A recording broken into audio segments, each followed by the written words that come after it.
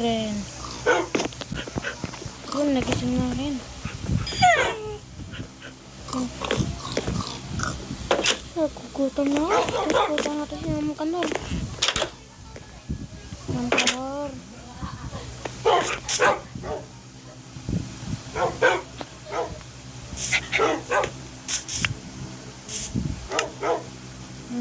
Ano natin siya napunta sa mga natin. Saan ka muna dyan? Tuntukan. Tuntukan.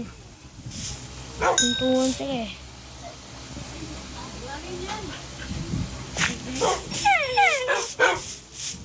Ma'am Kanor.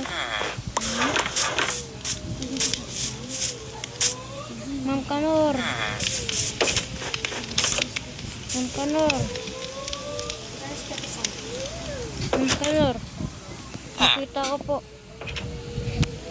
Ano po, parang sinusugod na po yun.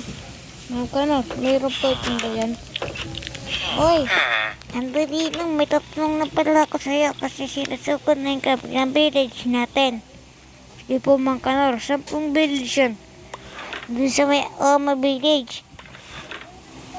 Doon sa may Oma Village. Sige po Ma'am Kanor, kailangan po natin puntahan yun.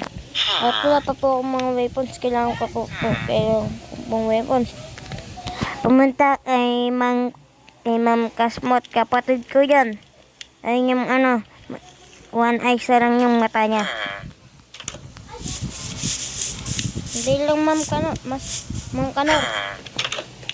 Saan na po pala yung location ni Ma'am Kasmot? Doon sa may malapit sa may tabing ilog. Sige pa Ma'am Kanor, bye bye.